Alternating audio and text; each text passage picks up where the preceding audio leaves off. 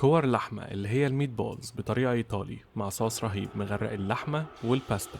أول حاجة احتجتها في اللحمة هي العيش، عارف إنها غريبة شوية بس دي بتدي طراوة لذيذة جدا في كور اللحمة من جوه. أنا استخدمت سلايسين بس توست من غير الكراست اللي بره ده، بس استخدموا أي عيش أبيض تحبوه زي الفينو مثلا ينفع عادي. فتتهم في بولة كبيرة وحطيت عليهم معلقتين أو 3 معالق كبار بس لبن اللي هو الحليب، ما تزودوش عن كده. وقلبت العيش فيهم وسبتهم 5 دقايق عشان العيش يشرب اللبن. بعد ال5 دقايق دول حطيت عليهم اللحمة، استخدمت نص كيلو لحمة مفرومة لو فات دسمها قليل. وعشان الكور تمسك نفسها حطيت عليهم بيضة وتبلتها بنص معلقة صغيرة فلفل اسود وبودرة بصل وبودرة توم.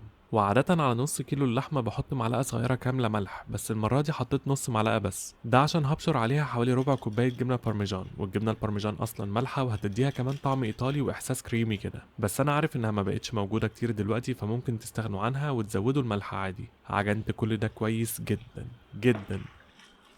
لازم اللحمة تبقى زي العجينة كده عشان اتأكد ان العيش والبيض والجبنة والتوابل توزعوا كويس، وكمان عشان الكور اللي هعملها تمسك نفسها.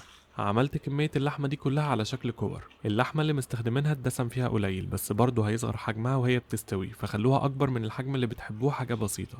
الكمية دي عملت لي 10 كور حجمهم كويس، وكورة صغيرة دي هديها لهدى كفاية عليها. شلت الكور دي في التلاجة عشان تتبل وتمسك نفسها، وفي الوقت ده سلقت المكرونة. والأكلة دي عادة المكرونة اللي بتتعامل معاها هي الاسباجيتي، وطبعا انتوا عارفين مش محتاج اقول لكم بعد ما المكرونة اتسلقت انا عملت ايه قبل ما اصفيها. بعد نص ساعة في التلاجة طلعت كور اللحمة وغطيتها بطبقة رقيقة خالص من الدقيق، وهزيتها كويس عشان تنزل الدقيق الزيادة، مش عايزها تبقى طبقة كبيرة. وجهزت معايا نص بصلة كبيرة مبشورة أو متقطعة حتت صغيرة وكوبايتين عصير طماطم. عشان الكور يبقى شكلها كور مدورة فعلا، في المطاعم بيعملوا لها ديب فراينج في زيت غزير، بس عشان ما زودش الزيت قوي كده عملتهم في شوية زيت زيتون قليلين على نار متوسطة. وعلى طول بنصحكم ما تزحموش الطاسة وانتوا بتسووا اي حاجة، بس انا عشان انجز ما سمعتش بالنصيحة دي ودفعت التمن غالي. لما الطاسة بتتزحم بيبقى صعب تقليب الكور من غير ما اقطعها، وكمان الاحسن انكم تسيبوا الكور تفك لوحدها لو لزقت في الطاسة من تحت، او تزقوها من تحت بالراحة جدا عشان برضو ما تتقطعش زي دي. وممكن اصلا تستخدموا طاسة تيفال بتبقى اسهل. لما كور اللحمة تكون عليها كراست من بره من كل الاتجاهات ومش لازم تكون استوت من جوه بالكامل، شلتها من الطاسة ومكانها حطيت البصل وقلبته لحد ما دبل او بقى شفاف كده بس قبل ما يتحمر، وهنا هرست 4 فصوص توم وقلبتهم ثواني بس لحد ما ريحتهم ظهرت. بعدين حطيت معلقتين مليانين معجون طماطم وقلبتهم وانا بحاول اشيل السوك اللي لازق في الطاسة من تحت ده عشان ادخل طعمه في الصوص. صفيت بعد كده عليهم عصير الطماطم، وتبلت كل ده بمعلقة صغيرة ملح ونص معلقة صغيرة فلفل اسود وزعتر وريحان ونص مكعب مرقة لحمة، لو مش بتحبوا تستخدموا المرقة مش مهم.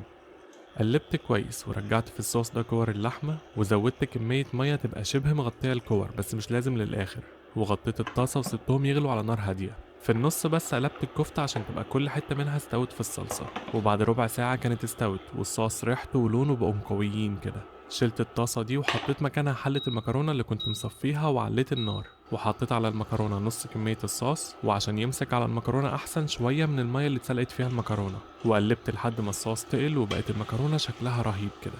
حطيت شوية من المكرونة دي في طبق وعليها الميت بولز، وممكن أغرقهم بشوية صوص كمان من فوق، وفي الآخر بشرت عليهم جبنة بارميجان تاني، بس دي اختياري طبعا وممكن تبدلوها بأقدم جبنة رومي عندكم بس الطعم هيختلف طبعا. وبس كده.